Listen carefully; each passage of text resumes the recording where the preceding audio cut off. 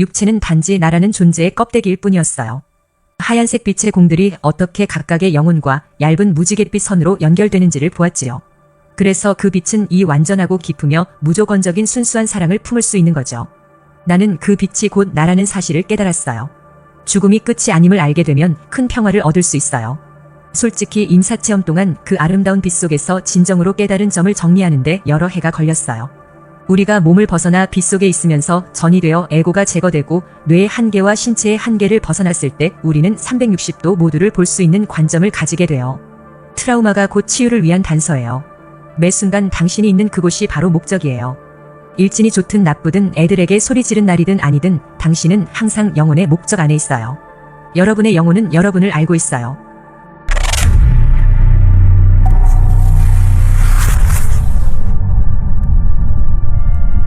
안녕하세요. 나는 제인이라고 합니다. 내 임사체험은 2008년 8월 22일 오후 1시 20분에 일어났어요. 막 34살이 됐을 때죠. 극심한 통증을 느끼며 아침 일찍 잠에서 깼어요. 몸에서 열이 펄펄 끓더군요. 몸을 움직일 수가 없을 정도였어요. 너무 고통스러웠죠. 다행히 응급실에 데려갈 수 있는 가족에게 전화를 걸 수 있었어요. 의식이 오락가락했지만 나는 여전히 몸 안에 있었어요.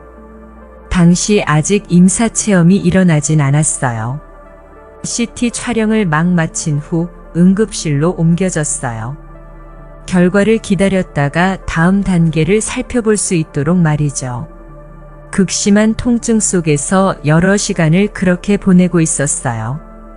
오전 7시 30분쯤 응급실에 실려갔으니 아주 오랫동안 고통 속에 있어야만 했던 거죠.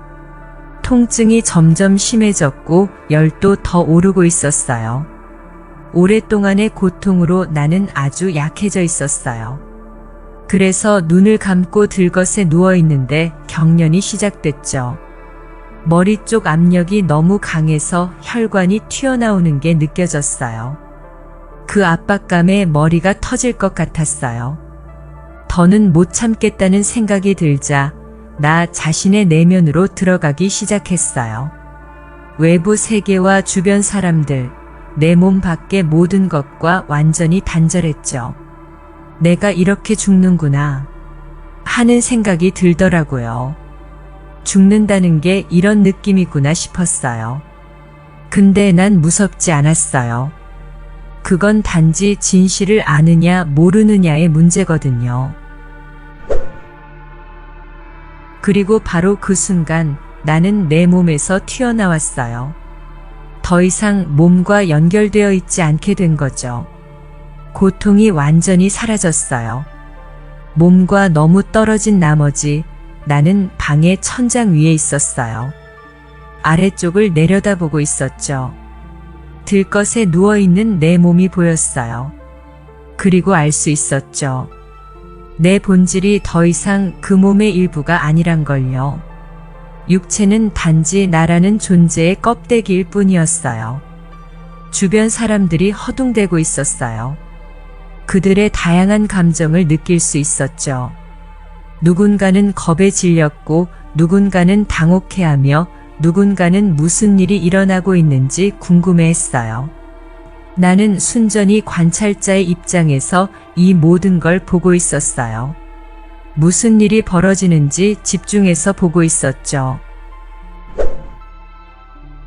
나는 떠오르기 시작했어요.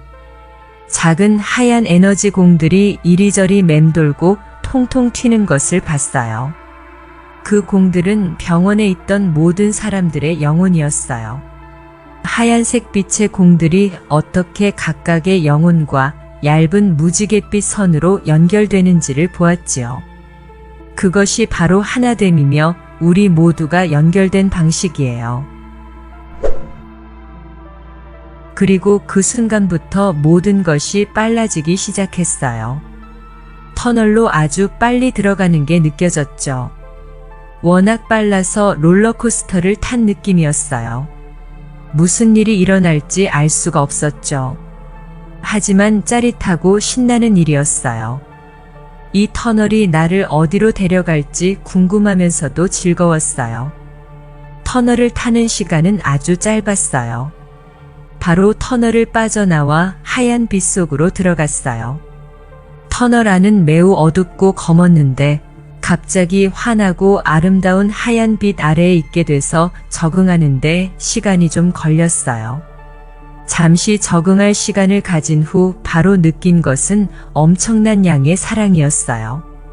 지금도 얘기만 하면 감정이 북받칠 정도의 사랑이었어요.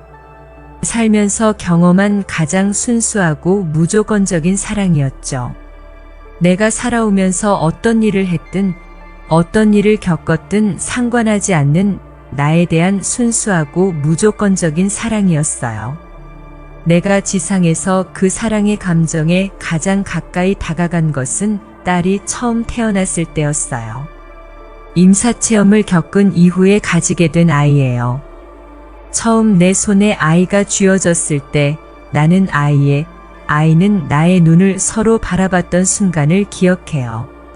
내가 딸에게 느꼈던 그 사랑, 그리고 딸이 나에게 느꼈던 그 사랑을 느낄 수 있었어요. 딸의 영혼이 나에게 느끼는 사랑이었어요. 아주 순수하면서도 무조건적인 사랑이었죠. 하지만 그 사랑과 그 빛은 훨씬 더 크고 깊어서 몸 안에 갇혀있는 인간의 머리로 이해한다는 것은 불가능에 가까워요. 임사체험 동안 육체에서 빠져나와 있을 때 나는 에고에서 벗어나 있었어요. 내 두뇌의 한계에서도 벗어나 있었고 내 육체의 한계에서도 벗어나 있었어요. 내가 들어가 있던 그 빛도 그런 한계들을 전혀 가지고 있지 않았어요. 그래서 그 빛은 이 완전하고 깊으며 무조건적인 순수한 사랑을 품을 수 있는 거죠. 나는 그 빛이 곧 나라는 사실을 깨달았어요. 내가 그 사랑이었어요. 우리 인간들이 바로 그 사랑이에요. 모든 영혼들이 바로 그 사랑이에요. 왜냐하면 우리 또한 그 빛과 하나니까요. 우리는 지구로 몸으로 들어올 때 소위 분리의 느낌을 가지게 되죠. 하지만 그 분리는 그저 환상일 뿐이에요. 그 사랑에 흠뻑 빠져들다 보니 깨닫게 됐어요. 그 사랑이 또한 나 자신이고 나는 항상 그 사랑과 하나라는 사실을요. 살아오면서 여러 번 외로움을 느꼈지만 단 한 번도 혼자였던 적은 없었던 거죠. 그 빛과 그 사랑은 항상 저와 함께였어요. 임사체험을 하기까지 몇 시간 동안 엄청난 고통을 겪었지만 몸에서 나와 빛 속에 있을 때는 모든 고통을 잊고 평화 속에 있었어요. 죽음에 대한 큰 두려움이 있다는 걸 알아요. 나 또한 죽음에 대한 두려움, 다음에 무슨 일이 일어날지에 대한 두려움이 있죠. 우리 중 많은 이들이 어떻게 죽을지에 대한 두려움을 가지고 있을 거예요. 금방 끝날까? 아니면 많은 고통이나 질병을 겪어야 할까? 나는 빛 속에 있었을 때 큰 평화를 느꼈어요. 그 이유는 이래요. 몸에서 벗어나기 위해 겪어야 하는 것이 무엇이든, 심지어 그것이 극심한 고통이라 할지라도 빛에 있는 그 시점에서는 생각조차 나지 않는다는 거예요. 고통이란 날 위해 단지 배경에 머물러 있는 무언가일 뿐이었어요. 죽음이 끝이 아님을 알게 되면 큰 평화를 얻을 수 있어요. 인생은 하나의 장일 뿐이에요. 우리가 무엇을 어떻게 하든 궁극적으로 우리는 몸에서 빠져나가게 될 거예요. 저 너머에는 오직 평화와 사랑만이 우리를 기다리고 있어요. 빛 속에서 느꼈던 그 아름다운 경험을 뒤로하고 다시 내 몸으로 돌아가고 싶지는 않았어요. 오직 그곳에만 있고 싶었죠. 단호하지만 부드럽고 사랑스러운 목소리가 들려왔어요. 넌 돌아가야 한다. 나는 계속 항의하면서 더 오래 머물려는 내 뜻을 관철시키려 노력했어요. 하지만 알고 있었어요. 그게 협상이 아니라는 걸요. 계속 항의를 하자 나는 부드럽고 빠르게 터널 안으로 떠밀렸어요. 그 다음으로 내가 알게 된 건 내가 몸으로 돌아왔다는 거였죠. 머리 꼭대기를 통해 다시 몸으로 들어갔어요. 그리고는 내가 더 이상 하얀 빛 속에 있지 않고 세상으로 돌아왔다는 사실을 인지할 수 있을 만큼 내 몸에 완전히 자리를 잡았어요.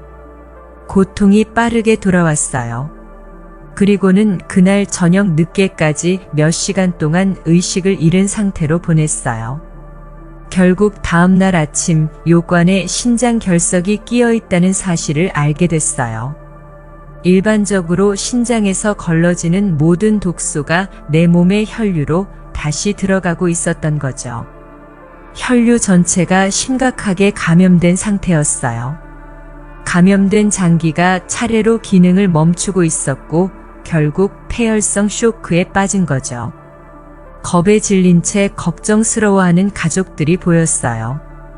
의료진과 외과의도 있었죠. 모두에게 걱정 말라고 말해주고 싶었어요. 내가 죽을 운명이었고 그것이 나의 끝이었다면 나는 돌려보내지지 않았을 거예요. 하지만 그렇게 할 수 없었죠. 솔직히 임사체험 동안 그 아름다운 빛 속에서 진정으로 깨달은 점을 정리하는데 여러 해가 걸렸어요. 그 깨달음은 진정 모든 일이 순조롭다는 이해였어요. 우리가 몸 안에 있을 때 모든 일이 잘 되고 있다라는 말은 엉터리 같은 소리죠. 우리가 몸속에 있을 때는 무슨 일이 일어나고 있는지 완전히 파악할 수가 없어요. 진행 중인 모든 상황들을 볼 수가 없는 거죠.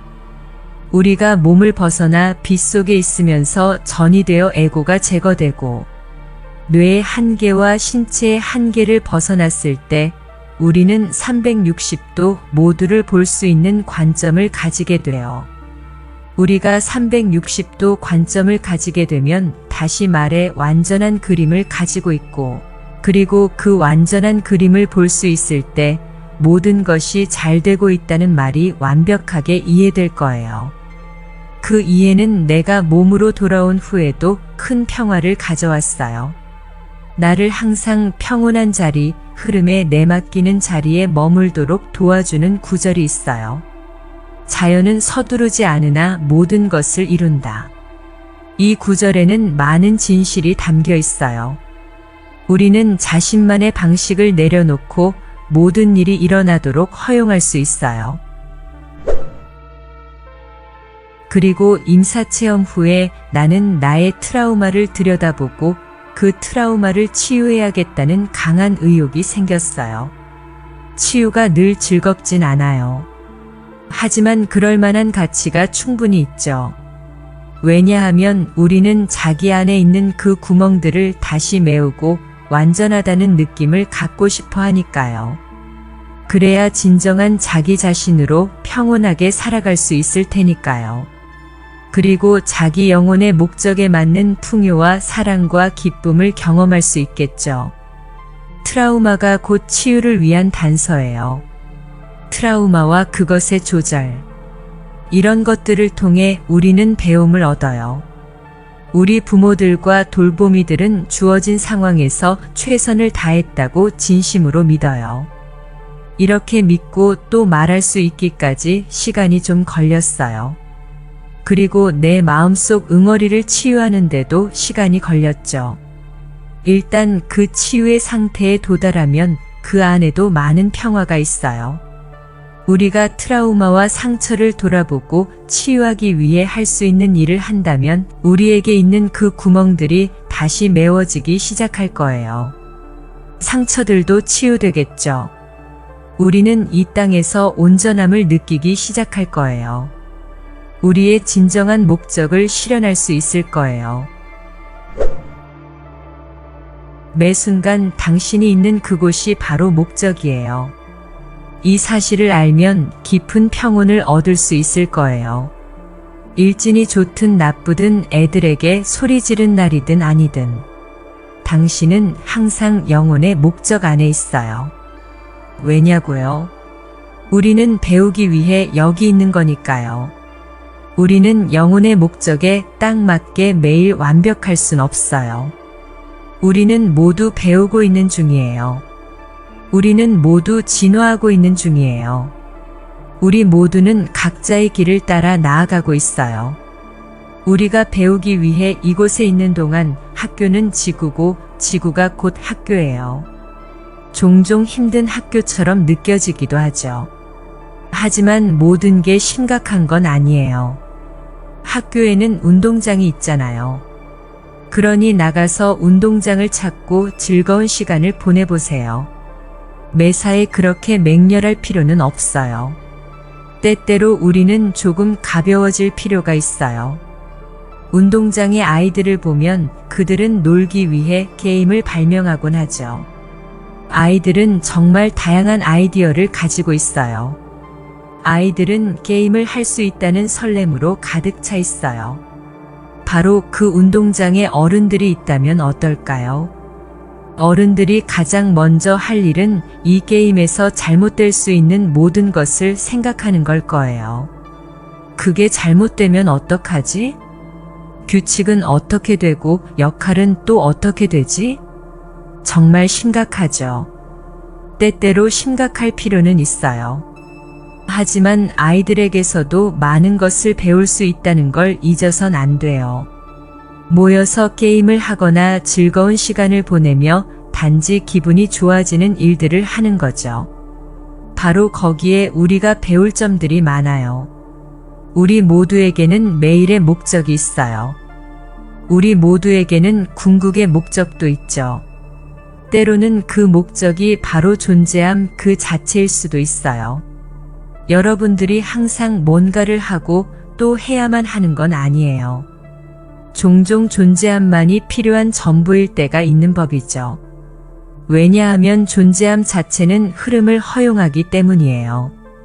여러분의 삶과 주변 사람들의 삶에서 펼쳐지려는 아름다움, 그 펼쳐짐을 방해하지 않고 허용해 주는 거죠. 여러분의 영혼과 직관, 더 높은 자아가 여러분을 인도하고 동시성을 보여주며 여러분을 위해 문을 열어주고 여러분을 위한 것이 아닌 문은 닫아줄 거예요. 조용히 지내면서 치유를 위해 계속 노력하면 직관의 지혜가 떠오르는 것을 들을 수 있을 거예요. 여러분의 영혼은 여러분을 알고 있어요. 여러분의 영혼은 여러분이 그 메시지를 오늘 들을지 6개월 후 아니면 6년 후에 들을지를 알고 있어요. 영혼은 이미 알고 있어요. 결코 여러분을 재촉하지 않을 거예요. 여러분이 해야 할 일은 그저 충분히 조용해지려고 노력하는 거예요. 그래야 그 직관의 지혜, 영혼의 소리를 들을 수 있을 테니까요.